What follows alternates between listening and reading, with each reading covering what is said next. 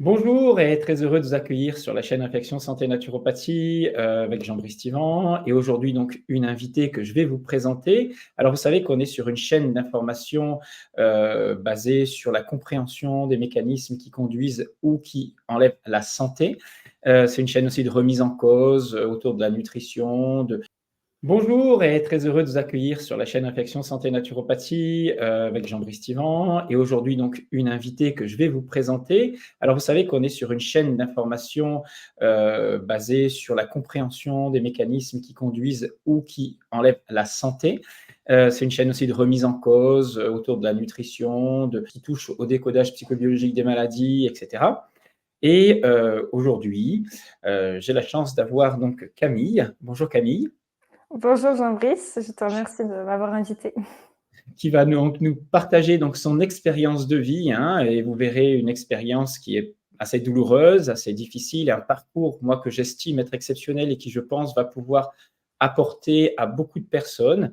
Alors, je ne connaissais pas Camille il y a quelque temps. Elle a voulu témoigner parce qu'elle a jugé que son histoire pourrait justement, à travers donc l'approche globale qu'elle a eue, les remises en cause qu'elle a eues dans son histoire, pourrait profiter à de nombreuses personnes.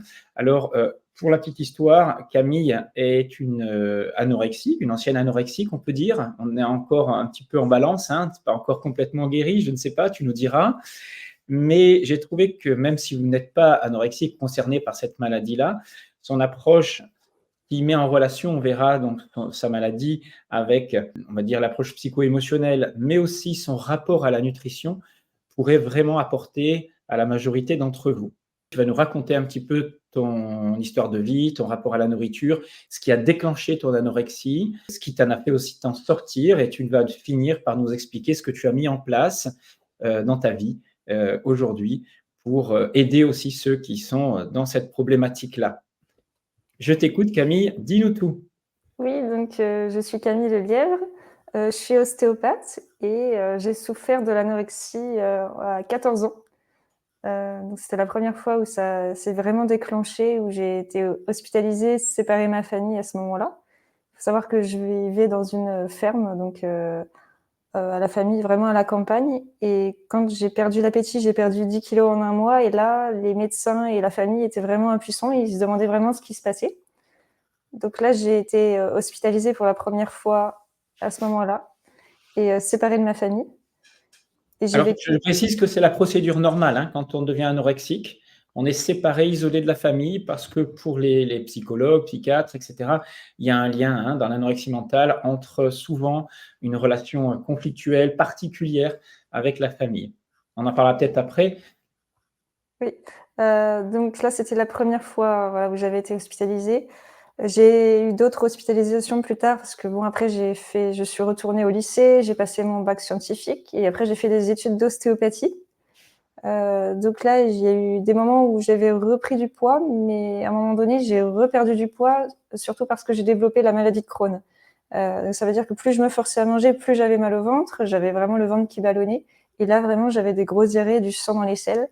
Et c'est vraiment, voilà, avec de la température vraiment très très mal. Et du coup, c'est plus je me forçais, plus mon corps rejetait. Et c'est vrai que là, je comprenais vraiment plus ce qui m'arrivait. Je savais plus comment manger.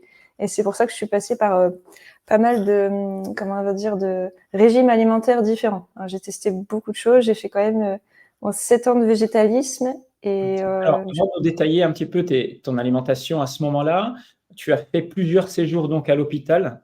oui. Tu es descendu à combien de kilos si on t'a hospitalisé, c'est que tu étais dans une situation critique. Alors, quand j'ai été hospitalisée, là, quand j'ai été en réanimation, parce que j'ai été hospitalisée 5 fois, j'ai eu plusieurs rechutes. Et quand j'ai été vraiment en réanimation, je suis descendue à 24 kilos.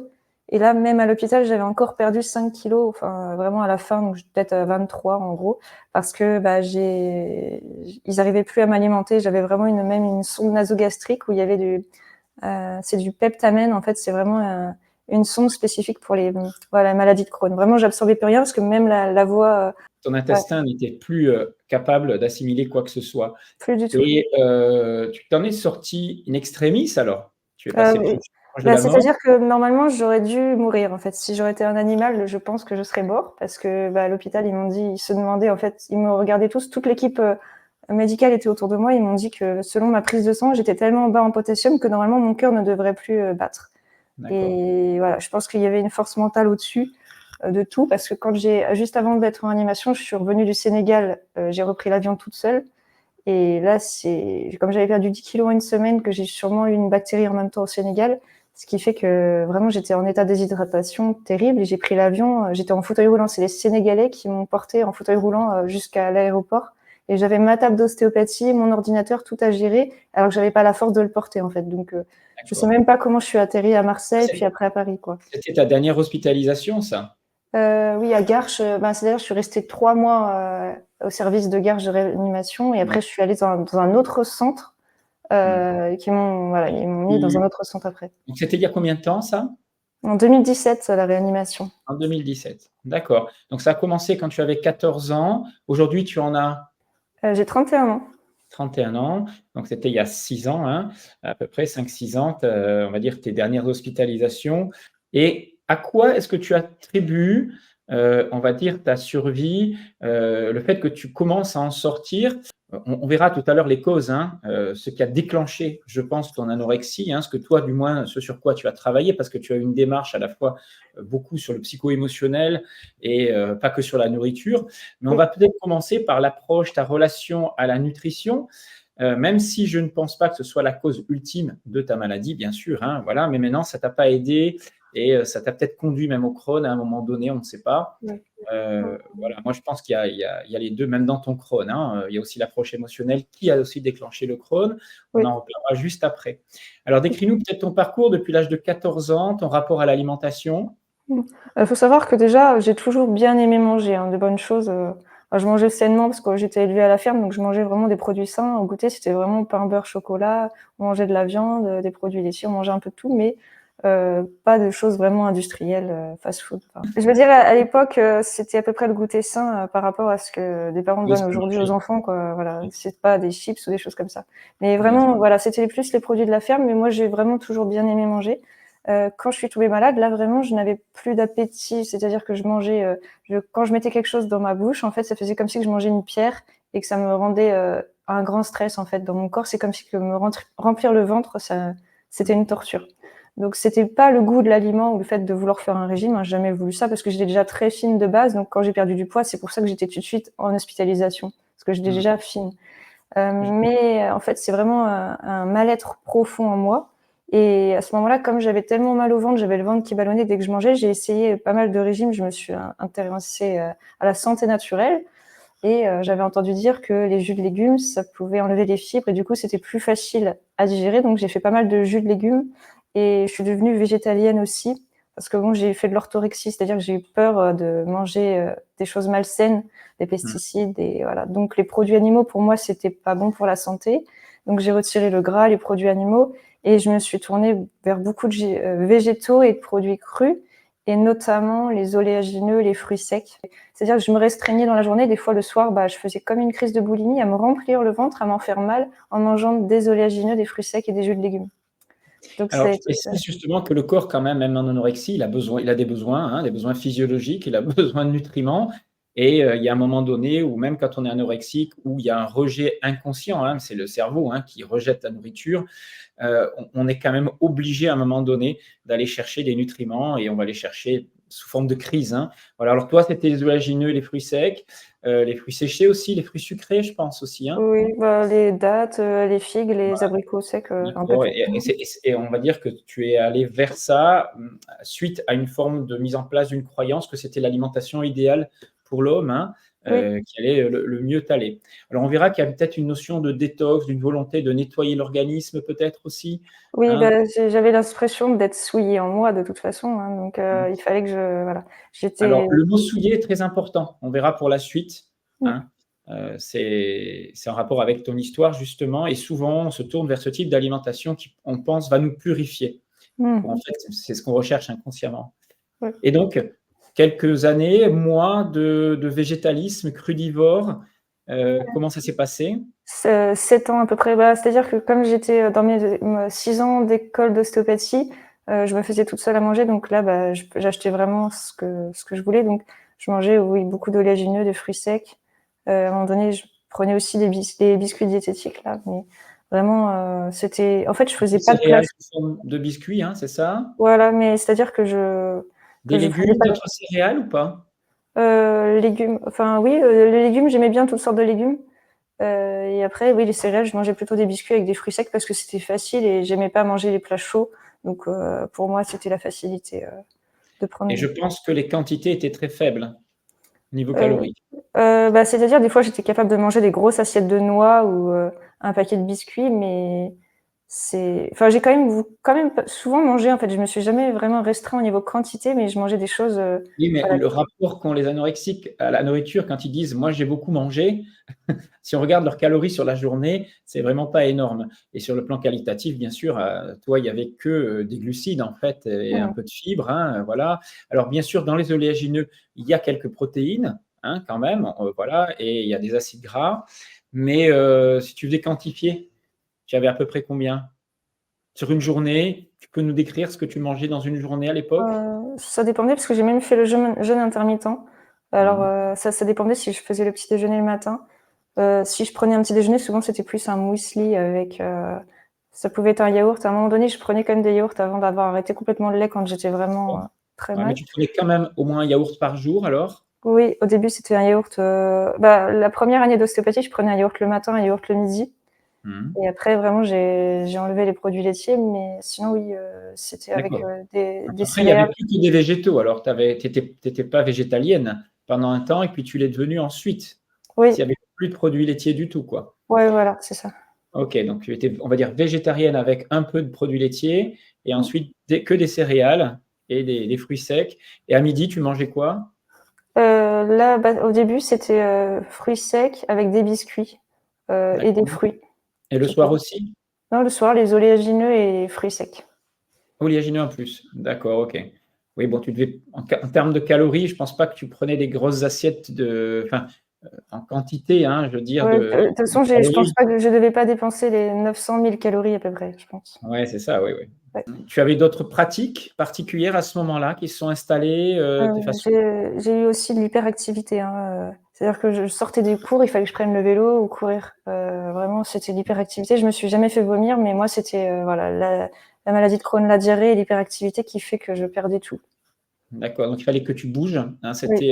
ça arrive souvent, hein, chez les anorexiques, hein, il y Mmh. a ce besoin d'éliminer, de brûler, de ne pas grossir, en fait, puisqu'on se voit gros, hein. Il faut bien Oui. comprendre qu'inconsciemment, le corps ne nous convient pas et on se voit toujours gros, hein, donc c'est une déformation de la réalité.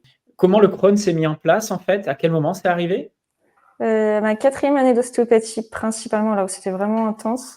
Donc Heu, c'était au bout d'un certain nombre d'années de, C'est-à-dire que j'ai végétal. de plus en plus mal au ventre et de plus en plus du mal à digérer, des diarrhées, mais ça s'est vraiment intensifié, 4e année, jusqu'après, bah, la réanimation en 2017. Là, c'était D'accord. vraiment, ouais. Maintenant, j'aimerais qu'avant qu'on voit comment tu en es sorti, parce que tu es descendu quand même à 24 kilogrammes, 23 kilogrammes, c'est hallucinant, hein. Tu mesures combien? 1,70 m. D'accord, ouais, en plus tu es pas petite. Maintenant, toi, tu as fait beaucoup de thérapie, hein. Tu as mis en place, beaucoup de choses pour comprendre ce qui t'était arrivé. Tu t'es prise en main, je veux dire à partir de ton âge adulte. Qu'est-ce que tu as compris de ton histoire, du fait que ton anorexie, s'est déclenchée? Oui.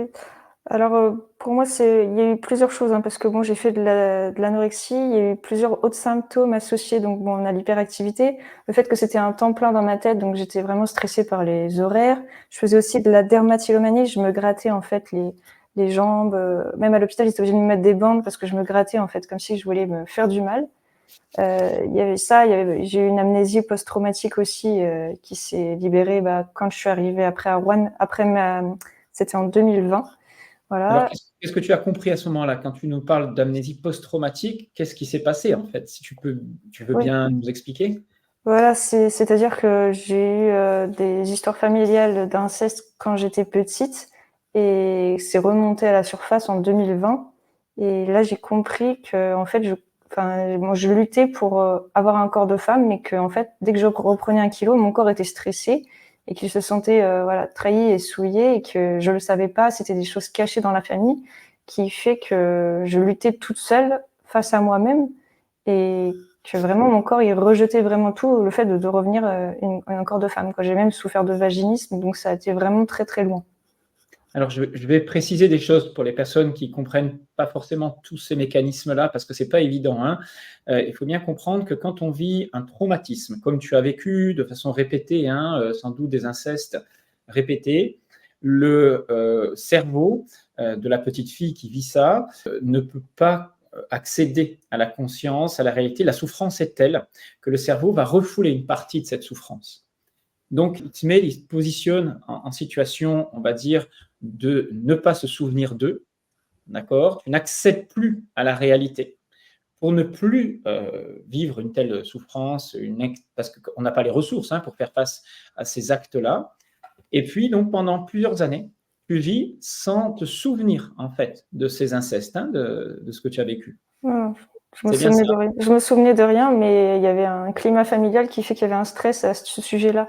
D'accord. Donc, en fait, il y avait toi, ton inconscient qui savait, il faut le Mmh. savoir, hein, qui rejetait tout ce qui pouvait, dès que tu vivais une situation émotionnelle un peu stressante, quelque chose qui pouvait te rappeler ces viols, etc. À ce moment-là, ton cerveau se met en sorte de blocage, hein, un refoulement monstrueux, et tu dérives dans des comportements qui vont essayer de soulager. En fait, le cerveau, en te mettant en anorexie, en te mettant dans un rejet de l'alimentation, etc., de l'incorporation des choses, il fait tout pour que tu n'accèdes pas à un statut de corps de femme, hein, qui renvoie à la sexualité, qui renvoie à plein de choses. Et puis, tu nous as parlé de souillure, hein, donc tu vas aller vers une alimentation, un mode de vie pour te nettoyer, hein, éliminer cette souillure. Et souvent, voilà, on va vers une forme d'alimentation dite détox, voilà, nettoyante. Et en même temps, tu avais un climat particulier avec tes parents, mais qui n'ont pas su te protéger. Comment tu as perçu ta relation avec tes parents à ce moment-là? C'était très compliqué. Bah, déjà quand je suis arrivée, c'était justement en 2020 quand j'ai déménagé de la Normandie jusqu'à près de Lyon. Mes parents ont divorcé cette année-là. Il y avait des conflits familiaux, entre les 2 familles parce que dans la ferme, en fait, il y avait un conflit de territoire, on va dire, dans la ferme et ce qui fait que moi, j'étais toujours entre 2 portes parce que j'étais la petite fille, assez facile, assez, timide, en fait, on va dire et que j'étais un petit peu entre les 2 familles et tout le monde voulait un petit peu me garder chez soi et c'était un petit peu la bataille et du coup, j'étais vraiment, bah, oui, la proie facile, on va dire, de la famille et du coup, c'est vrai que ces conflits familiaux-là ne m'ont pas aidée à, voilà, à pouvoir discuter ouvertement parce que si je parlais de quelque chose, en fait, ça allait forcément frustrer quelqu'un. C'était un double viol, je dirais, de dire la chose, en fait. On reçoit une deuxième peine, en fait, comme si c'était de notre faute et c'est pour ça que toutes les victimes ne peuvent pas dire la chose parce que c'est comme une double peine pour elles et le fait voilà, de se sentir victime, c'est vraiment très, très Si dur. tu n'as pas pu exprimer tes souffrances, et donc elles se sont engrammées, elles se sont somatisées, biologisées, on dit, hein. C'est-à-dire qu'à un moment donné, il n'y a pas eu de porte de sortie.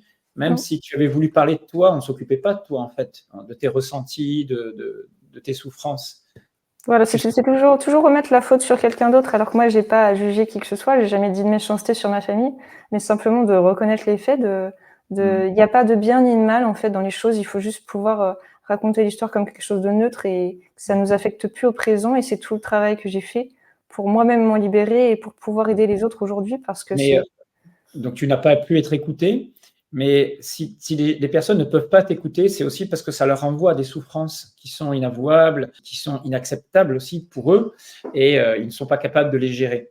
Donc on préfère fuir la problématique que de l'affronter et de se remettre dans une situation hyper problématique et stressante. C'est aussi un mécanisme de protection pour eux aussi. C'est pour ça que tu as raison de dire qu'il ne faut pas juger parce que tout le monde a des souffrances, même si ça ne les excuse pas parce qu'ils auraient dû t'apporter la protection, tu aurais dû être écouté et soutenu. C'était toi l'enfant, oui. hein, donc la maltraitance, c'est envers toi qu'elle a eu lieu.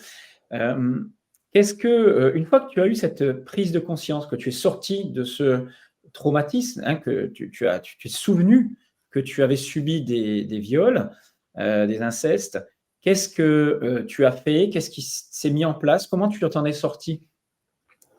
Eh bien, là, au début, ça a été très, très dur, hein. J'ai eu une rechute, on va dire, de Crohn et d'anorexie, vraiment mal au ventre, plus d'appétit, vraiment. Donc, j'ai eu une chute à ce moment-là. Et il a fallu, là, je me suis dit, je pense que si je traverse ça, c'est que je suis capable de le surmonter et faut sûrement que j'en fasse quelque chose dans ma vie. Et je me suis battue pour m'en sortir. Et là, j'ai cherché, donc j'ai fait pas mal de constellations familiales. J'ai développé aussi comme j'ai vécu la mort imminente à l'hôpital, en fait, quand j'étais à l'hôpital, j'ai eu quelque chose au fond de moi qui m'a dit, donc Camille, t'as quelque chose à venir faire sur Terre et pour pouvoir aider les autres. Et là, je crois que c'est la force mentale qui était au-dessus de tout. Et je me suis vraiment dit, non, il y a quelque chose à faire de ça. Et même s'il y a une partie de la famille qui ne comprend pas, moi, je n'ai pas à en vouloir aux autres. Simplement, qu'est-ce que je vais faire de mon futur? C'est surtout ça, plus revenir dans le passé, mais qu'est-ce que je vais faire de mon futur? Et j'ai fait vraiment beaucoup de thérapie EMDR, EFT, l'hypnose et tout le travail de développement personnel, les livres que j'ai lus. Et aussi, j'ai fait un voyage initiatique, enfin un voyage, on va dire, aux Philippines avec les guérisseurs philippins, qui fait que ça m'a énormément, on va dire, relié à quelque chose de plus fort que tout et qui m'a fait surmonter tout ça quand je suis revenue en France. Alors forcément, j'étais pas compris, je le racontais à personne, mais j'ai vécu des choses, on va dire, hors normes, qui fait que j'ai surmonté vraiment voilà. C'est vrai qu'à l'hôpital, ils m'ont dit qu'ils n'avaient jamais vu ça, comment j'ai pu survivre et tout ça. Je pense qu'il y avait une Quelque partie chose au-dessus. énergétique, ouais, quelque chose d'énergétique qui m'a fait tenir le coup. Et aujourd'hui, je peux raconter les faits comme quelque chose de neutre et pouvoir, voilà, on va dire, transmuter quelque chose en une force, en fait. Parce que dans la vie, on a tous des blessures, on subit tous des choses difficiles, on a tous des obstacles à passer, et en fait, c'est de les voir comme une opportunité. Alors, je voulais juste préciser parce que s'il y a des personnes qui sont anorexiques et qui voient ce témoignage-là, ils vont se dire: «Ouais, il faut que je fasse tellement de thérapie, que j'aille aux Philippines, machin et tout ça». Ça, Ouais. c'était ton parcours. Oui, moi, c'était très long, hein, parce que je n'ai fait pour plus de 16 ans, Oui. j'étais Et ce vraiment que je très voulais mal. dire, c'est qu'il Ouais. y en a qui s'en sortent sans ça. Et la première chose à faire, et tu l'as dit, c'est d'abord se réconcilier avec son histoire, avec la Oui, vie après en général, et ne pas accuser, ne pas se positionner uniquement en tant que victime, même si tu en as été une. Et c'est oui, important d'abord, des fois, d'être reconnu comme victime, d'abord prendre conscience qu'on a subi des choses qui sont intolérables, et, mais ensuite dépasser cette histoire-là. C'est-à-dire ne plus avoir de rancœur, de haine, non. c'est mettre de la compréhension, je dis, là où il y a de la souffrance, pour C'est-à-dire que dépasser. même les personnes qui font du mal aux autres, ils ont eu eux-mêmes leur propre souffrance, et il y a des choses qui se répètent. Et le but, c'est de casser ça pour les générations futures et d'être créateur de sa vie, voilà, de pas se victimiser et se plaindre, vraiment De de passer voir. à autre chose comme tu Ouais, l'as fait, ouais, c'est effectivement. ça. On dit, de faire de sa souffrance, de faire de sa maladie un talent aussi, hein, c'est ce que Mmh. tu voulais dire dans la notion de transmuter. Alors justement, alors avant d'en arriver là, j'aimerais bien que tu nous dises sur le plan alimentaire, une fois Mmh. que tu as fait donc pendant ces dernières années là toute une sorte de thérapie pour te libérer émotionnellement, qu'est-ce que, parallèlement, tu as débloqué sur le plan alimentaire? Qu'est-ce que tu mets en place aujourd'hui? Comment tu manges? Oui, alors, j'ai eu la chance d'avoir rencontré mon conjoint qui est aussi agriculteur, mais agriculteur bio, et à la ferme, c'est un petit peu ancestral, on va dire. Tout est fait au traditionnel, donc on a les produits de la ferme, tous les légumes du jardin, on a les œufs des poules, on a le lapin, le cochon, le veau, et on fait nos fromages et nos yaourts maison. Et c'est vrai que quand moi je l'ai rencontré, même au goûter, je le voyais manger du saucisson, du fromage, et au début je me suis dit: «Mais pour moi, c'est les légumes qui sont bons pour la santé, c'est pas vraiment la charcuterie». Et quand je le voyais, lui, il était en pleine forme, mon conjoint était toujours, oui, toujours musclé, en pleine forme et prêt à faire de plein de choses. Et moi, j'étais toute fatiguée, anémiée. Je me dis: «C'est pas possible», j'avais l'impression de manger sain, et je me dis: «Il y a quelque chose de pas normal». Et c'est vrai que quand je revenais le week-end le voir, parce qu'au début, j'habitais à Roanne et je le voyais que le week-end, et quand j'ouvrais le frigo, j'avais envie de manger, j'avais envie de goûter, en fait, à ses fromages, son saucisson. Et même le matin, j'avais envie de piquer un bout de fromage, et c'est petit à petit que j'ai goûté un bout, et en fait, j'ai ressenti que mon corps en avait besoin, jusqu'à même un jour où j'ai mangé du foie de veau cru, parce que j'étais tellement en anémie que mon corps en avait besoin, et je l'ai mangé avec plaisir parce que ça m'a tellement requinqué. En fait, c'était un besoin physiologique que j'ai retrouvé, et sans qu'on me force, parce que plus on me forçait, de toute façon, plus ça me bloquait complètement. J'avais l'impression d'avoir comme un deuxième viol, en fait. Et que quand ça venait par moi-même et que je reprenais le pouvoir sur ma vie, que j'avais envie de goûter des choses et que je savais que c'était sain, j'ai moi-même pioché dans le frigo et petit à petit, ma belle-mère aussi me préparait aussi des morceaux de viande, du poulet, tout ça, et je repartais en semaine et je mangeais de la viande, enfin vraiment la viande de la ferme. Je vais juste préciser, si je me permets, hein, c'est qu'il y a une relation toujours entre alimentation et vie émotionnelle, hein. On ne peut pas séparer les deux. Voilà, on ne devient pas orthorexique, anorexique. On ne rejette pas la chair, hein. Tu comprends la notion de chair qui renvoyait à la chair physique, au corps, comme ça par hasard. Toi, tu as réussi à dépasser ça, ce qui est déjà un signe que ton cerveau voit la réalité autrement. Tu sors en fait de ta pathologie. Oui, Hein. Sinon, tu n'aurais pas pu y non, accéder. Hein. Ton cerveau l'aurait rejeté. Donc, ça veut dire qu'il y a une partie de toi, il y a une situation émotionnelle qui commence à s'achever et tu démarres un nouveau cycle. Et par contre, tes besoins physiologiques, ils sont toujours là. Et tes besoins en fer héminique, je dis bien, parce qu'il y en a qui vont vous dire que le fer, on le trouve aussi dans les produits végétaux. Le fer non héminique n'est pas assimilable, hein, je le non. précise, et pas utilisable. Donc, on va dire que tu es devenu omnivore en mangeant produits laitiers, produits Oui, animaux, viande, œufs, tout voilà. ça. Et tu as gardé encore un peu des végétaux, je suppose. Oui, Comment c'était évoluait ton prône à ce moment-là? c'était beaucoup mieux. Alors j'ai toujours, quand même des fois des ballonnements, voilà, des choses comme ça. Bon, il faut que je fasse attention justement de pas manger trop vite parce que j'ai eu tendance, voilà, quand je commençais à manger, en fait, j'avais l'impression de faire une crise de boulimie, de manger très vite pour me remplir le ventre et toujours me faire du mal. Hein, j'ai été jusqu'à manger de l'argile, vraiment des choses pour me faire mal au ventre.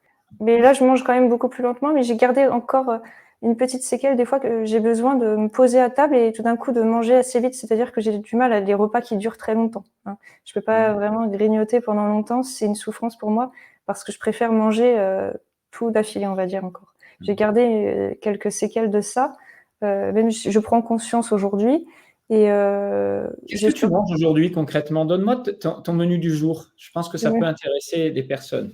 oui, alors, il faut savoir que quand même que je suis pas forcément l'exemple parfait parce que chaque personne Non, est non, bien différente, sûr, hein. mais déjà, tu viens de loin et ce que tu as mis en Oui. place, déjà, c'est une révolution, hein, pour les anorexiques, hein. Voilà, alors le petit déjeuner, maintenant je privilégie le petit déjeuner parce qu'avant, bon, je faisais le jeûne intermittent, mais parce que je mangeais beaucoup le soir, je faisais des crises de boulimie le soir, ce qui fait que je n'avais pas faim le matin, j'avais le ventre ballonné.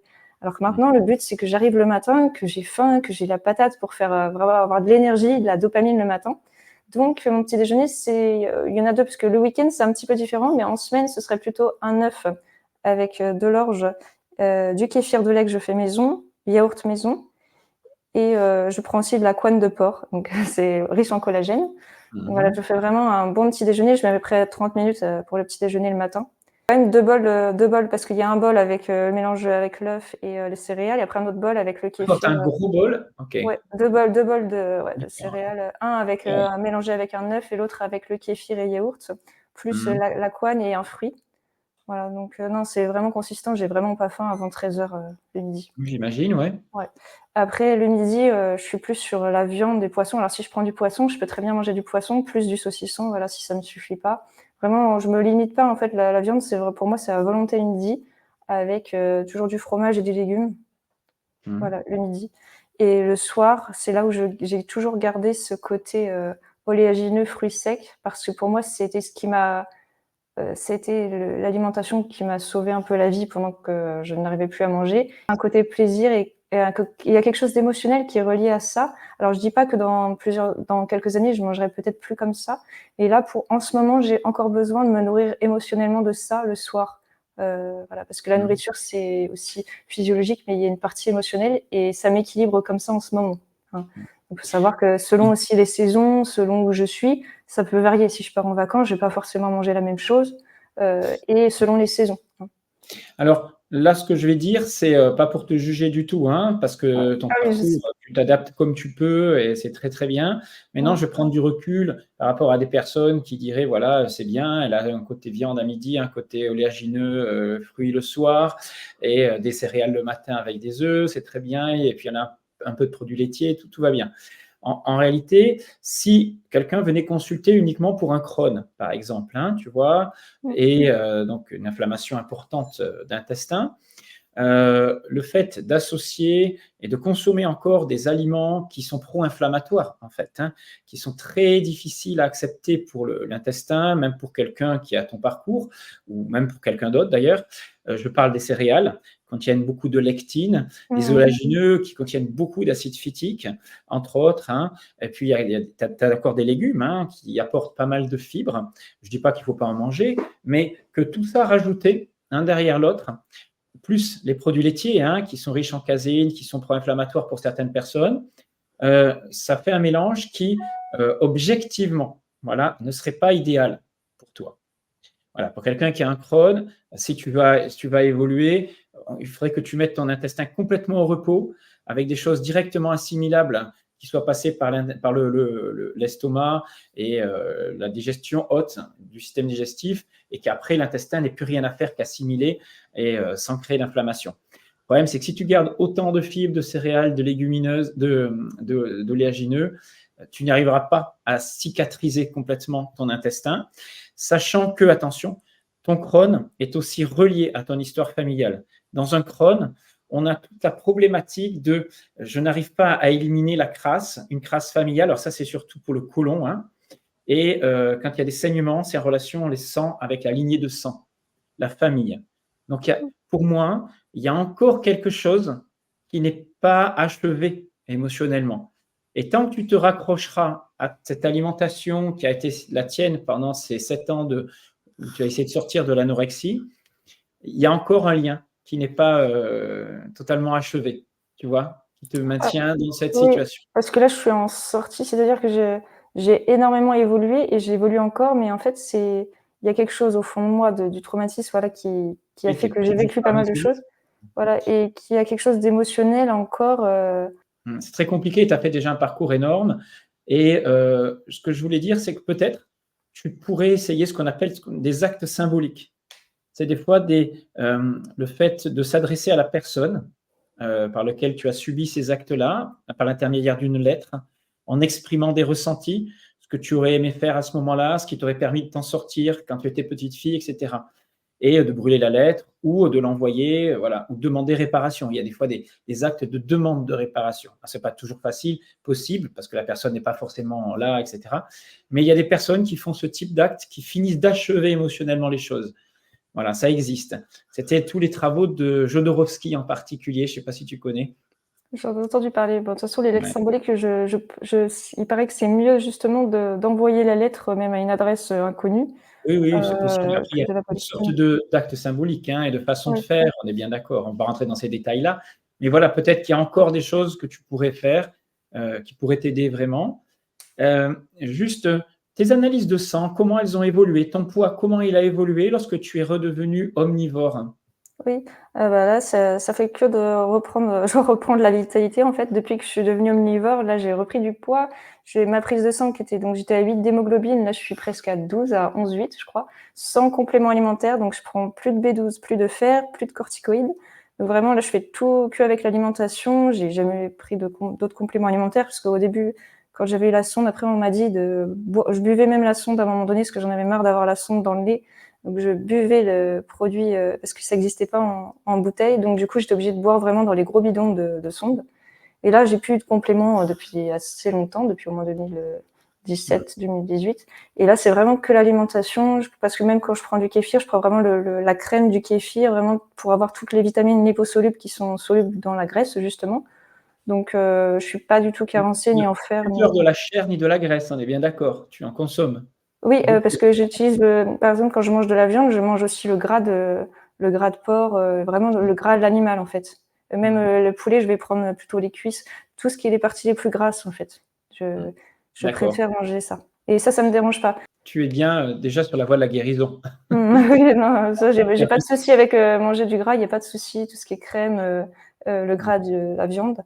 Ce qui me fait encore, en fait, ce que j'aime, parce que j'ai l'impression d'être empoisonnée quand je mange vraiment une graisse hydrogénée ou, par exemple, une huile industrielle dans la poêle rien que de la sentir, je sens que ça va pas être bon pour moi. Donc là, je vais pas manger ça. Mais par contre, le gras de l'animal, il n'y a pas de souci. Vraiment, je veux manger sainement. Alors même s'il n'y a pas de perfection, mais voilà, au moins je mange quelque chose où je sais que je vais pas avoir de blocage dessus et au moins je sais que je vais bien manger en quantité. Et ton Crohn, il en est où? Alors là, j'ai plus de, on va dire, de diarrhée, voilà, de perte de poids comme avant. Il m'arrive encore d'avoir le ventre ballonné, mais je pense qu'il y a encore quelques moments où je peux avoir une contrariété ou quelque chose d'émotionnel qui fait que je vais manger plus vite ou voilà, je vais plus me faire mal au ventre et je vais avoir le ventre qui va ballonner. Mais maintenant, ça va s'espacer à 1 fois par mois, 1 fois tous les 2 mois, alors qu'avant, c'était tous les jours. Mais tous les jours, j'étais obligée de m'allonger à en tomber dans les pommes. Quand tu parles de contrariété émotionnelle, attention, hein, moi je pense qu'aujourd'hui, c'est possible, hein, mais je pense que tu aurais un grand progrès encore à faire pour ces ballonnements par rapport, je te dis, aux oléagineux le soir, Ah oui. aux fruits séchés. Voilà, il Mais y a on l'exception. mange aussi par rapport à nos émotions. Je pense que Oui. voilà, on choisit nos Pour l'instant, aliments tu en par as. rapport à ouais. C'est pour ça que je te dis tout à l'heure, je ne juge pas, hein, mais Mmh. voilà, moi je pense que si tu pouvais en enlever un tout petit peu déjà, progressivement, peut-être que tu verrais une amélioration, mais il faudrait Ouais. le remplacer par autre chose, hein, donc par des protéines, hein, des choses très digestes, que l'intestin n'intervient quasiment pas. Hein, c'est les protéines animales, hein, que l'estomac va digérer en priorité avec un peu d'aide du pancréas dans la partie haute. Et après, ton intestin, mais il n'a plus qu'à assimiler ce qui a déjà été Oui et puis prédigéré avant. j'ai été tellement en dénutrition qu'en fait c'était un cercle vicieux parce que j'étais tellement en sarcopénie, donc j'avais plus de muscles, ce qui fait Oui. que j'avais plus non plus assez de protéines pour fabriquer des enzymes digestives. Donc ce qui Ah fait que oui, d'accord. même quand je mangeais de la viande, je pouvais pas la digérer Oui. au début. Donc j'y suis allée vraiment très, très progressivement. Au début, c'était un fromage par semaine, un petit morceau. Après, j'ai un peu de viande et ça a été petit à petit et tout le temps, je rajoutais jusqu'à ce que je me suis vraiment reconnectée à mon corps et vraiment, même aujourd'hui, j'ai plus envie de faire de crise de boulimie sur des noix ou des choses comme ça. Ouais. C'est vraiment la petite chose qui devient raisonnable, mais parce que comme j'ai bien mangé le matin et le midi, ce qui fait que Oui, j'ai il n'y a plus pas besoin, besoin. voilà, j'ai pas de crise de boulimie le soir. Et Mmh. j'ai réussi à Je parlais transformer juste en ça. termes d'inflammation, tu vois? Oui, oui, bah, ça Pas c'est de sûr. crise de boulimie, tout Mmh. ça, c'est que c'est agressif, c'est tout pour Mmh. l'intestin. Bah, bravo pour ta progressivité parce qu'on n'imagine pas d'où tu viens. Enfin, Non, je sais pas si les gens se rendent bien compte de non, la en souffrance fait, quand que tu j'étais à l'hôpital, partages. pour vous dire, j'étais tellement pas autonome que je pouvais même pas lever ma tête de l'oreiller. J'avais une minerve pour me tenir la tête et en plus de ça, j'avais plus de muscles dans le cou et j'avais pas la force de tousser. Donc c'est pour ça que j'avais pas le droit de manger par la bouche. J'étais obligée d'être alimentée pendant 3 mois uniquement et l'eau aussi par le nez parce que j'avais pas la force de si je pouvais m'étouffer en fait en mangeant. Donc ça, je pense que les gens se rendent pas compte à quel point ça peut être, bah, Oui, ouais. c'est vraiment horrible. Et pour finir, bah, écoute, on va, peut-être, dire ce que tu fais maintenant aujourd'hui, ce que tu en as fait de tout ça, que tu Oui. proposes, Alors, c'était pas mon métier de base, mais en fait, j'ai fait, bon, 6 ans d'études d'ostéopathie, mais j'ai quand même vécu l'anorexie pendant 16 ans, un grand parcours au niveau développement personnel, les thérapies que j'ai fait et en fait, je me suis dit que j'étais encore plus performante dans le fait de connaître, la nutrition, la gestion du stress et les traumatismes du passé et je me suis, voilà, dévouée à créer la méthode STAR sur 10 étoiles. Donc, le but, c'est de valoriser la guérison de l'anorexie et de la boulimie. Tout est expliqué sur ma chaîne, YouTube Anorexie Guérison Étoilée et là, il y a vraiment, voilà, en fait, on valorise à chaque fois qu'on gagne une étoile, on valorise la guérison et voilà, les personnes peuvent guérir en ayant un diplôme à chaque étoile et c'est plus un contrat de poids où on doit prendre 1 kilo pour avoir le droit à quelque chose, c'est vraiment on et ça guérit pour soi. et ça passe par quel, outil? Quelle Voilà. technique? Alors on a tout ce qui est, les gestions du stress, la guérison des blessures du passé, les croyances limitantes, la nutrition, micronutrition. On va jusqu'au savoir qui on est, le projet de vie, le rythme de vie et la mission de vie. En fait, à la fin de l'accompagnement, on a vraiment un projet, que ce soit professionnel, au niveau personnel et vraiment on va travailler sur soi, apprendre à savoir qui on est, ce que l'on a envie, ce que l'on aime manger. Moi, je m'adapte vraiment par rapport aux personnes, comment elles travaillent, leur rythme de vie et ce qu'elles ont vraiment envie et il y a pas de chaque personne n'aura pas le même plan alimentaire ou quoi, parce qu'on est tous uniques et on évolue tous différemment. Donc il y a pas de dogme, tel régime et voilà, c'est vraiment, le but c'est de se réconcilier avec soi en priorité et après c'est comme un bébé, il sait ce qu'il a besoin, de manger et on se reconnecte à soi et on guérit vraiment pas en écoutant quelqu'un d'autre ou en prenant le modèle de quelqu'un d'autre, mais vraiment on guérit grâce à soi-même et moi D'accord, j'apprends et à si ça. quelqu'un donc, veut te contacter, a une anorexie, donc c'est plutôt destiné à des personnes qui ont de l'anorexie, on est bien d'accord? En Anorexie priorité? et boulimie, j'ai aussi, des personnes qui font des crises de Ouais. boulimie ou qui ont été hospitalisées, qui ont pas supporté la prise de poids rapide et qui font des crises de boulimie ou qui passent de l'anorexie à la boulimie. En fait, comme tout est lié, il y a des personnes qui font de la dermatillomanie, de l'hyperactivité, de l'orthorexie. tout ça c'est libre, mais en fait, on va aller corriger vraiment la cause profonde et retrouver qui on est. Et donc, tout le programme est adapté pour ça. Et c'est une méthode sur 10 étoiles qui dure entre 6 mois et 1 an. Et après, on devient autonome dans sa propre guérison, on devient créateur de sa propre vie. Donc, Écoute, merci beaucoup pour tout ça, surtout pour ton témoignage qui était vraiment exceptionnel, très fort. Il montre vraiment qu'il y a une relation très forte entre nos symptômes et notre histoire de vie, que ce soit ton anorexie, ton Crohn, ta pathologie de peau. On voit très bien qu'elle a été déclenchée suite à un traumatisme, une histoire particulière. Par contre, on en sort toujours par une approche globale, en tenant compte, bien sûr, de différents paramètres de notre santé, que ce soit les paramètres énergétiques, physiques, émotionnels, psy, voire même spirituels pour toi à un moment donné. Tu parlais d'une force au-delà. Et cette approche qui est holistique, comme on dit, c'est vraiment l'outil majeur de la guérison pour moi. Oui, et puis surtout, je voulais dire attention parce qu'il y a beaucoup de séquelles de l'anorexie. J'ai souffert de l'ostéoporose, j'ai eu une fracture lombaire. Voilà, je voudrais pas qu'il vous arrive ça. Donc vraiment, demander de l'aide, c'est vraiment avec bienveillance que je vous dis ça parce que ce serait vraiment dommage de se détruire la santé, que ce soit irréversible par la suite. Mais Voilà. c'est pas si simple que ça pour un anorexique de voir qu'il est malade. C'est une psychose, donc il faut qu'il soit bien entouré et c'est à son entourage de réagir.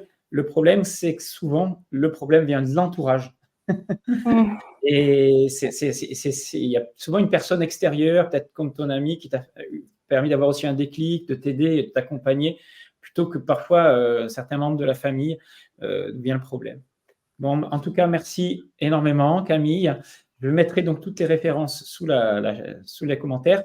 Et écoute, je te souhaite de continuer à évoluer, à aller de mieux en mieux. Et je vais te laisser un dernier mot. Ça me touche vraiment de pouvoir avoir partagé ce témoignage qui est quand même assez intime pour moi et de le partager comme ça prouve que j'ai beaucoup évolué parce que moi qui étais très timide de base, je suis pas toujours, j'ai pas toujours tout dit, j'ai beaucoup gardé pendant des années tout sur moi. Et là, pouvoir le partager, ça va peut-être libérer aussi la parole d'autres personnes qui puissent me contacter. Ce serait avec bienveillance. Tout ce qui se passe entre nous reste entre nous et il faut pas hésiter justement si vous avez subi des choses aussi difficiles dans votre enfance ou des choses que vous avez envie d'en parler, n'hésitez pas à me contacter parce que ce sera avec bienveillance que je pourrais vous aider. Je suis passée par là, donc vous allez perdre beaucoup moins de temps si vous contactez quelqu'un qui a vraiment vécu ça. Et merci à toi, Jean-Brice, pour tout le travail que tu fais parce que je te suis depuis des années. Et même quand j'étais malade, j'écoutais aussi tes podcasts et ça m'a beaucoup inspirée. Voilà, je te remercie. Ravi. Eh bien, bravo, tu es un bel exemple de transformation donc, de ce qu'on disait tout à l'heure, d'une souffrance en un talent, et tu le mets au service des autres, et bravo. À bientôt, Camille. Merci, Jean-Brice, à bientôt. Et si vous aussi vous souhaitez acquérir des connaissances et compétences dans le domaine de la naturopathie ou de l'approche psychobiologique des maladies, soit pour compléter d'autres formations ou simplement redevenir acteur de votre santé et de votre vie, alors ce que je vais vous dire maintenant va vous intéresser. Je mets à disposition toutes mes formations et stages sous forme d'enregistrement audio accompagnés de documents visuels. 30 ans de recherche, d'expérimentation, 25 ans d'enseignement que j'ai regroupés dans plus de 20 stages. Vous pourrez la commander en me contactant à jbnaturo@orange.fr ou en me téléphonant directement. Mon numéro est sur le site alsacenaturo.com. J'aime bien avoir un contact personnel avec les personnes qui veulent s'investir dans ce type de formation. Je vous dis donc à très bientôt et n'hésitez pas à me joindre pour une commande.